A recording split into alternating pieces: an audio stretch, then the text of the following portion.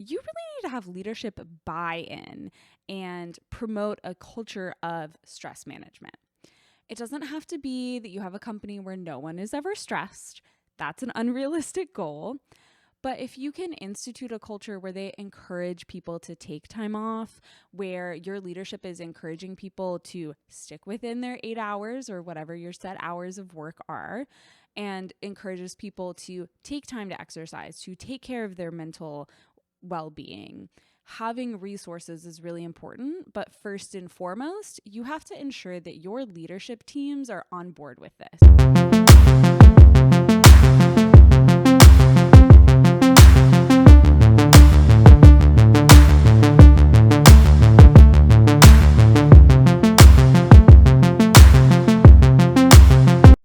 Hello, welcome to the Head of the Table. My name is Nora Riddle, and I'm a former policy advisor, a former chief of staff in corporate America, and your advisor on leadership. Whether you're an aspiring leader or a current leader, I'm glad to have you here today for episode 5. We'll be talking about stress, and I think it's a good conversation to have because not only will we talk about how many people experience stress globally, but also the potential impacts to you, your organization, and your bottom line. We'll also be talking about stress management skill sets, whether you're a working professional trying to figure out how to balance your work schedule, or you're a leader trying to be supportive of those that you lead. I wanted to start today's episode talking about how many people experience stress. According to the Occupational Safety and Health Organization, OSHA, in the US, approximately 65% of US workers say they experience very significant or somewhat significant sources of stress. And according to a Forbes article that came out, in 2021, a Gallup poll did a survey of adults from 122 countries and found that 41% of adults worldwide report experience a lot of stress. And within that, 62% of working women in the US and Canada reported feeling daily stress compared to 52% of men, reflecting the impact of gendered expectations for caregiving and ongoing childcare challenges. And the reason I talk about the impacts of stress outside of work is that stress doesn't live in a vacuum. Whether you're experiencing stress from your work life, and that's bleeding into your personal life, or vice versa, as leaders and as aspiring leaders, we need to be looking at what are the impacts of stress broadly. And the reason I bring up kind of the expectations around childcare or care or outside stressors is because there are things that you as a leader or your organization can be doing to address some of that. Not only is it important to do that to ensure that you have a good working environment, but it could impact your bottom line if you don't. According to the American Institute of Stress, U.S. businesses lose $183 billion per year from decreased employee productivity due to stress. And according to the Apollo Technical, which is a recruiting organization, U.S. companies lose up to $300 billion annually from stress-related absenteeism, reduced productivity, and accidents. Now, if you're not based in the U.S., this could still be impacting you. The global economy loses about $1 trillion per year in productivity due to depression and anxiety linked to work stress, according to the World Health Organization. So not only is it important as a leader to show up for those you are leading, but it could actually be negatively impacting your bottom line if you are not addressing stress in the work environment. Now, you might be asking, how can you address stress? I have a lot of tips that we can go through, both from the working professional level, the leadership level, and the organizational level of how to manage your stress, whether it's coming from the work environment or from your personal life. we're going to talk about some habits for working professionals. And I think it's really important as a working professional that you develop these skill sets, because if you are an aspiring leader or you're about to step into a leadership role, one of the key ways that you can really show up as a leader is already managing your stress. Think about it like whenever you're on the airplane. You don't want to put on someone else's oxygen mask before yours. You have to put on yours first so that you can help other people around you. Now, how can you do that? The first one is physical well-being. I know people talk about regular exercise, but we're going to talk about what types of exercises have worked for me. Cardio and weight training are really good because it can impact your cortisol level, which cortisol is your stress hormone. So anything you can do to balance that is going to automatically help your stress. Cardio is really good. Think of a 30-minute run, anything that gets your heart rate elevated. You don't have to be running a marathon to get the impacts of decreasing your cortisol levels. And weight training is really good. I highly recommend, I use the app called Fitbod, and it's really helpful because you can basically build out your gym on the app. It's like $65 a year. And whether you travel a bunch or you have a home gym or you're moving around and doing different exercises at different gyms, you can list out all of the equipment that works that you have available to you, and it will build a workout for you. And there's like little helpful videos. So if you're new to weight training, it's super helpful because then you can figure out the right form and how to do things without being overwhelmed by a gym.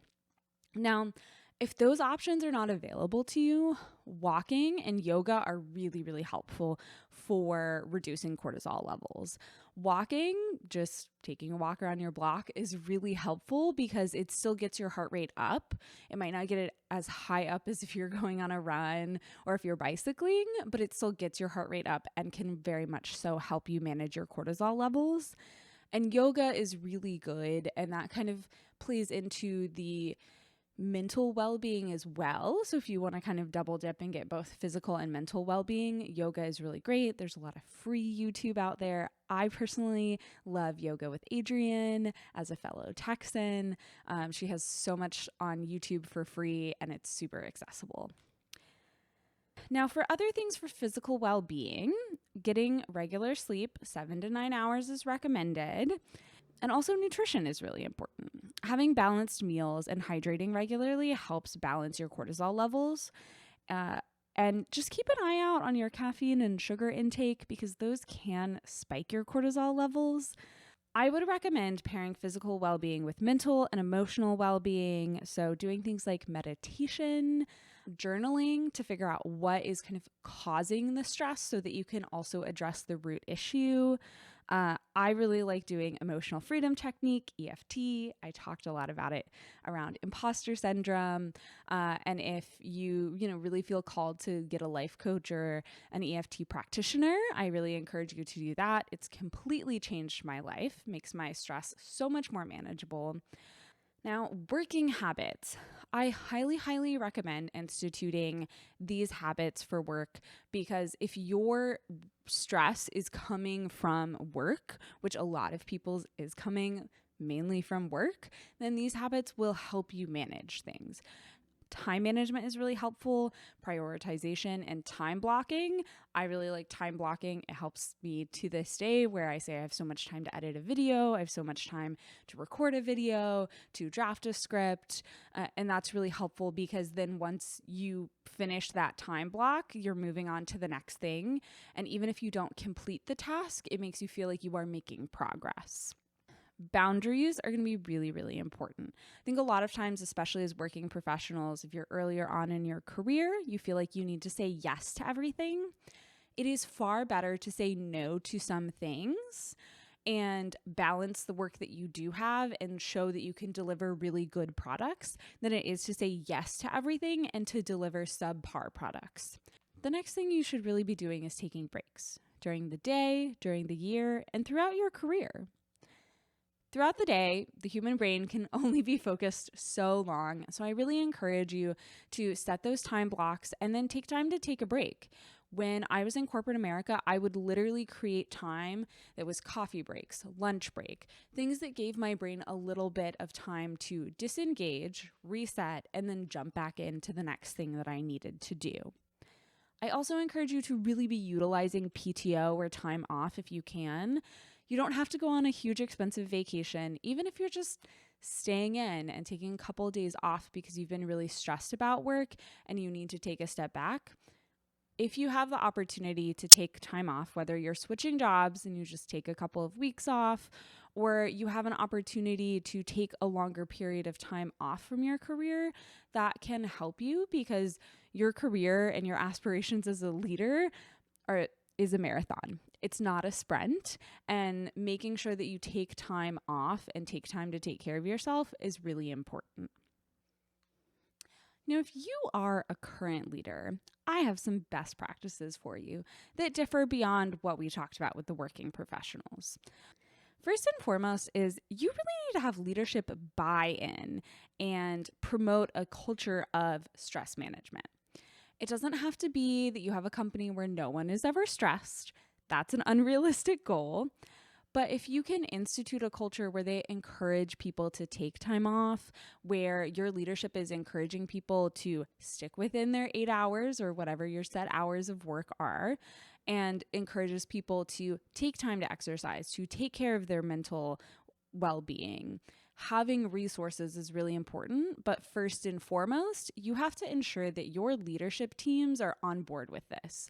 Because if you have a leader that is contacting people outside of working hours, if you are contacting people outside of working hours, that is going to increase stress and that's going to increase burnout. The next thing that you really should be doing as a leader is modeling the behavior you want to see. If you want to see people working all hours of the night exhausted, do that as a leader. If you want to see employees who are engaged, productive, and well rested, then you need to ensure that you are managing your working hours. Now, I understand as a leader, you may be working longer hours. One thing I used to do all the time when I was a chief of staff is I would go into the office, but I would recognize people would stick around longer if they kind of saw me around longer. And so I would stop working around 5 p.m., head home, and do more work at home. So just keep in mind that people are going to model your behaviors, and it is on you as a leader to ensure that the behavior that's being modeled is the behavior that you want to see out of your employees. The next one is delegate and empower. A lot of times leaders who are feeling really stressed are micromanaging. And we talked a lot about micromanagement in the imposter syndrome episode. If you haven't listened already, go check it out. It's episode 4. Your micromanagement could be a symptom of imposter syndrome if you're a leader. But what you can really do to help yourself if you catch yourself micromanaging, being really stressed, maybe you're a manager and you have a very strong senior consultant on your team that does want to become a manager one day. You doing all of that work is not helping them. You should look at where there are opportunities to maybe offload some of your work for teaching opportunities. The other thing you should really look at as a leader is when you're trying to grow your organization or grow your team, you may need to be hiring more people or creating new positions. It's really an opportunity if you are getting a lot more work and you want to sustain that in the long run, looking at where you are overloaded as a leader and where there's opportunities to bring more people in is not only good for you and your organization, but particularly for those who are kind of in middle management, that's a true sign of leadership, and the leaders above you are going to recognize that. Now, I can't guarantee every leader is going to recognize that. I do understand that there are some economies that are going through a recession, so maybe hiring someone or bringing a new person in isn't an opportunity. But one day it could be, and those are important skills to have to recognize when your team is growing before it's too late. Because if your team is grown and you don't have a plan for how to manage the extra work, You could damage your relationship with the client because you can't take on all the work. You could lose work. You could not even have an opportunity to pursue more work because you're so busy just trying to manage right now. The last thing I will recommend for my leaders is emotional intelligence. You really need to have the ability to not only spot stress in yourself, but also in those who report to you. Because it is on you to kind of teach them or assist them with finding tips and tricks that help them with stress management. So if you didn't catch the part about the working professionals, rewind as a leader, go back, listen to them, and see how you can kind of take those tips and bring it forward to your teams and your organizations. Now, if you lead an organization and can create change and influence the policies of your organization, I really want you to listen to this next section. Now, organizations have the opportunity to be part of the problem that creates stress or the solution that relieves it. And some of that is by taking on policies that reduce stress. The big one that we have to talk about is promoting flexibility. I know that right now, particularly in the US, we're focused on a return to office, but I really would ask you as a leader to question why you want to return to office. I specifically dealt with this whenever I was in corporate America.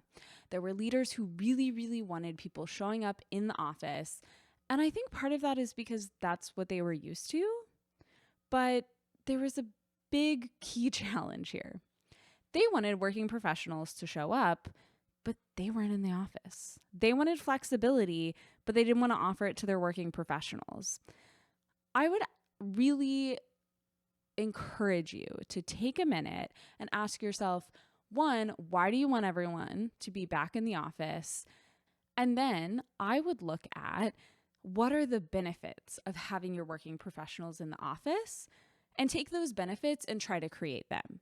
That's what I did as a chief of staff, and we had a lot of success.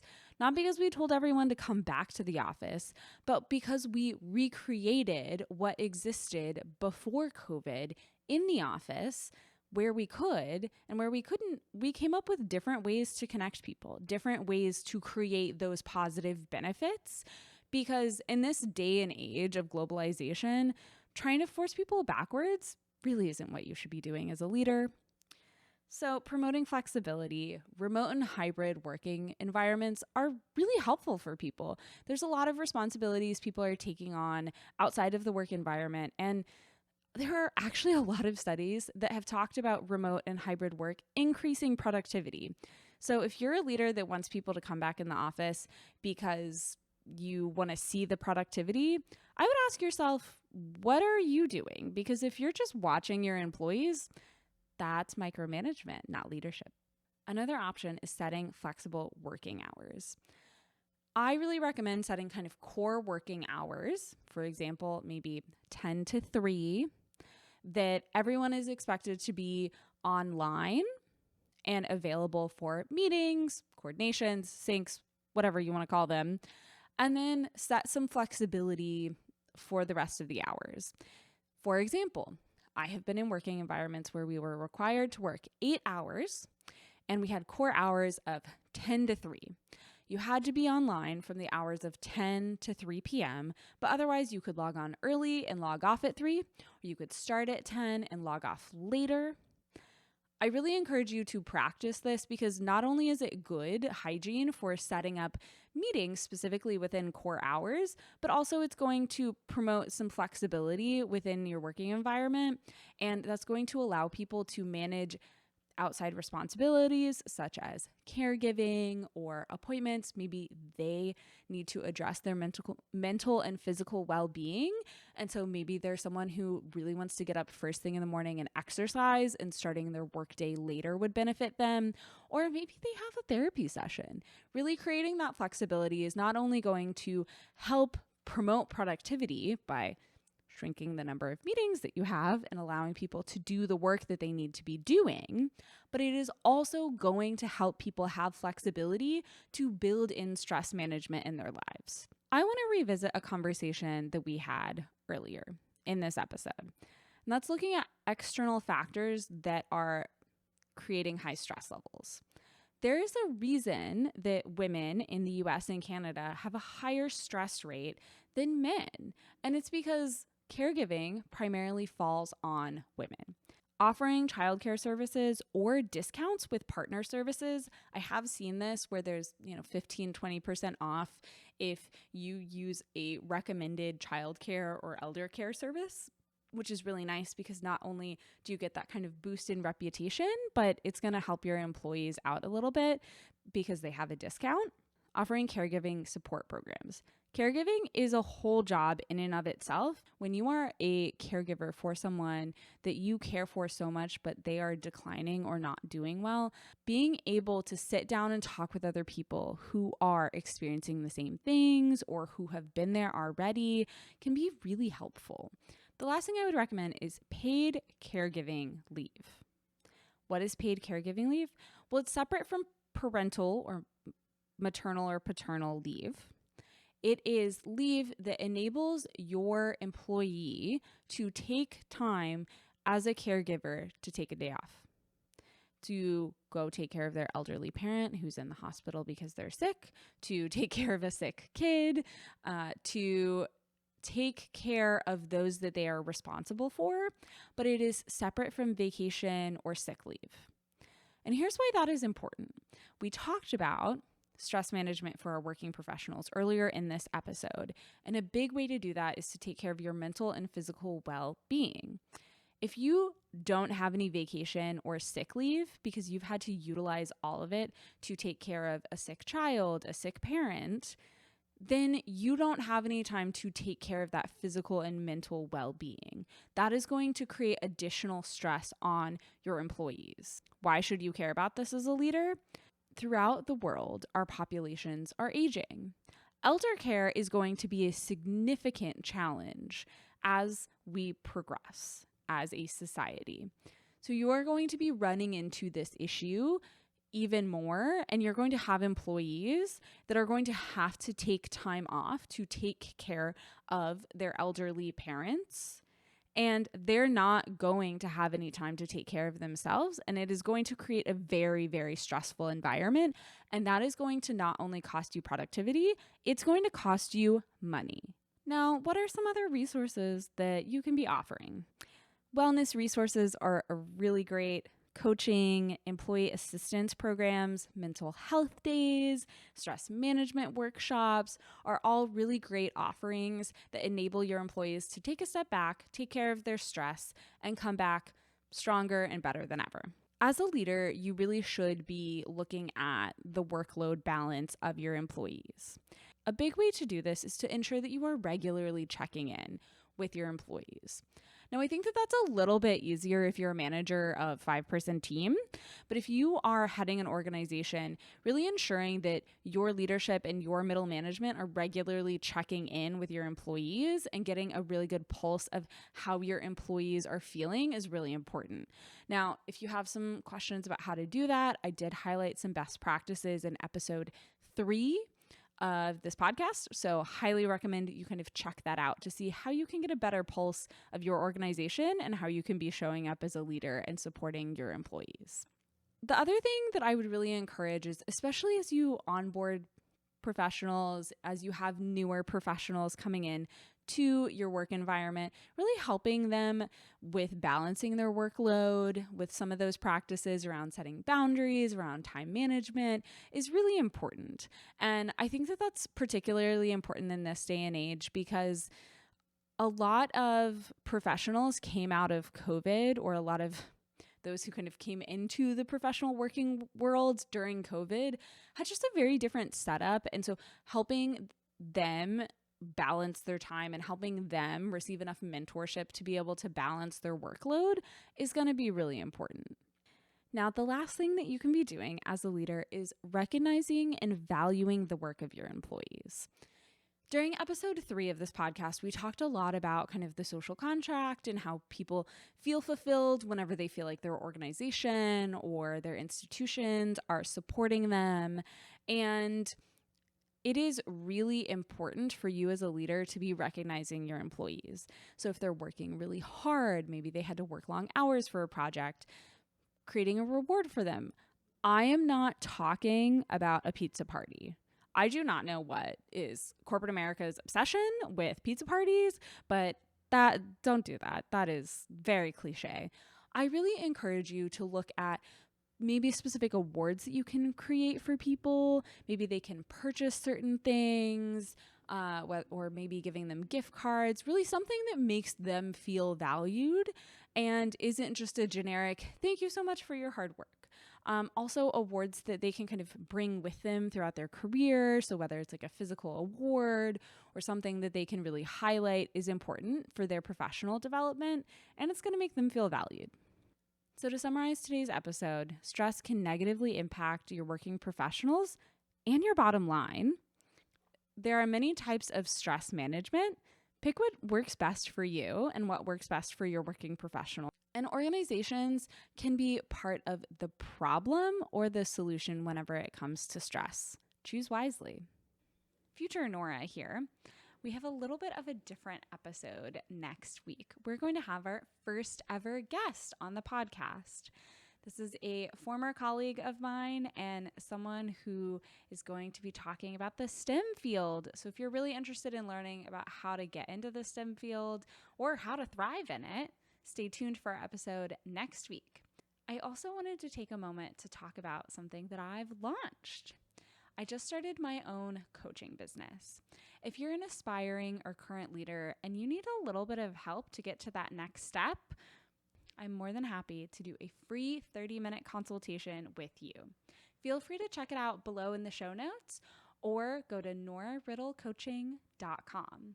I'm more than happy to work with you, and stay tuned for our exciting first guest next week. Bye.